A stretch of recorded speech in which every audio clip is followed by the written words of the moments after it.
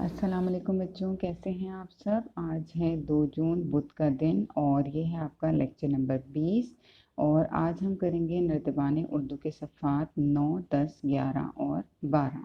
ठीक है, सबसे पहले देखते हैं सफ़ा नंबर 9 पर है फ़ेल की मुताबिकत फ़ाइल के साथ। यहाँ आपके सामने 2 जुमले लिखे हुए। पहला है लड़का दूध पीता है। अब यहाँ पर उसको दुरुस्त करके हम अगर चेंज करके या तब्दील करके लिखते हैं, मुअन्नस में करना है तो वो हो जाएगा लड़की दूध पीती है। इसी तरह आपके यहाँ पर आप अगर गौर करें तो एक तो मुज़क्कर को मुअन्नस में तब्दील किया और जब मुज़क्कर को मुअन्नस में तब्दील किया तो फ़ेल जो था उसमें भी थोड़ी सी तब्दीली आई। जैसे पीता था, पीता है तो वो पीती है हो गया लड़की की मुताबिकत से। ठीक है, अब यहाँ आपकी जो नर्दबान उर्दू में दिए गए हैं उन जुमलों को देखते हैं। बाप बेटे से बात कर रहा था, अब इसे मुअन्नस में करेंगे। बाप का माँ और बेटे का बेटी।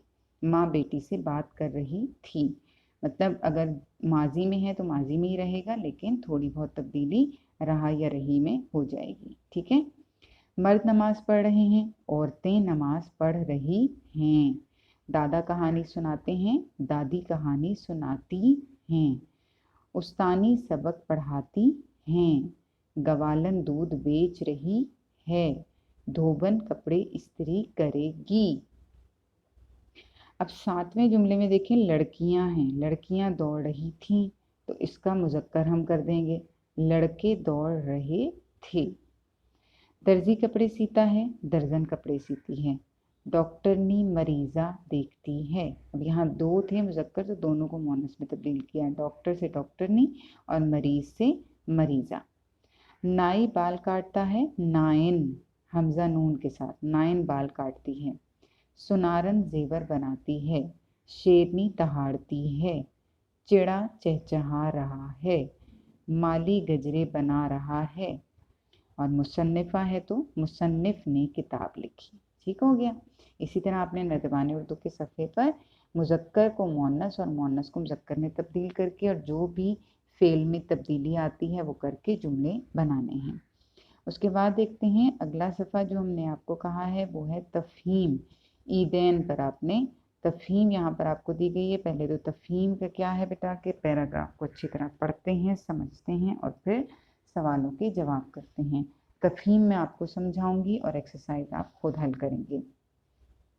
दीन इस्लाम में मुसलमानों के लिए 2 त्यौहार मुकर्रर किए गए हैं जिन्हें वो हर साल बड़े एहतमाम से मनाते हैं। यानी दीन इस्लाम जो है वो मुसलमानों को 2 बड़े त्यौहार देता है और जिन्हें वो बड़े ही ज़ोर शोर से एहतमाम से पूरी तैयारी से मनाते हैं। इन त्योहारों को ईदैन भी कहा जाता है। इनमें पहला त्यौहार ईद उल फित्र है जो रमज़ानुल मुबारक के इख्तिताम पर यकम शवाल को मनाया जाता है। फित्र का लफ्ज़ अफ्तार से निकला है। ईद उल फित्र यानी रोज़ा ख़त्म करने वाली ईद। रमज़ान का महीना पूरा होने पर शव्वाल का चाँद नज़र आ जाए तो रोज़े ख़त्म करने का हुक्म है और यूं यकम शव्वाल को हम ईद उल फित्र मनाते हैं। रोज़े रखने और ईद मनाने दोनों का हुक्म 2 हिजरी में दिया गया। अब इस पैराग्राफ से आपको आइडिया हो गया होगा, अभी जो आपने देखो रमज़ान गुजरा है तो हमने रोज़े रखे और फिर इस्लामी महीने जो होते हैं क्योंकि चाँद की तारीख पे डिपेंड करते हैं तो चाँद की तारीखें जो हैं या 29 दिन का होता है या 30 दिन का होता है तो 29 तारीख से रोयत हलाल कमेटी जो हमारे मुल्क की है वो बैठ जाती है और पता लगाती है कि आया इस दफ़ा चाँद 29 का है या 30 का है और फिर चाँद की नज़र आने पर जो है वो रोज़े ख़त्म कर दिए जाते हैं और ईद उल फित्र मनाई जाती है। फिर आगे वो क्या कहते हैं हमें, दूसरी ईद ईद कुर्बा है जिसे ईद उल अज़हा भी कहते हैं। ईद कुर्बा भी कहा जाता है ना, कुर्बानी वाली ईद, और ईद उल अज़हा भी इसे कहते हैं। ये ईद उल फित्र के 2 माह 10 दिन बाद आती है, यानी पूरा शवाल का महीना, फिर उसके बाद ज़कात का महीना और फिर 10 ज़िलहिज को मनाई जाती है। तो फिर 2 महीने पूरे शवाल और ज़कात के और 10 दिन ज़िलहिज के।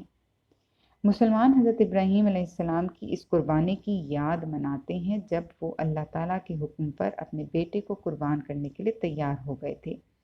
अल्लाह रब्बुल इज़्ज़त को बाप बेटे का हौसला पसंद आया और अल्लाह ने हज़रत इस्माईल अलैहिस्सलाम की जगह मेंढा भेज दिया। ज़िलहिज की 9 तारीख को रसूलुल्लाह सल्लल्लाहु अलैहि वसल्लम ग़ज़वा सवीक से मदीना लौटे।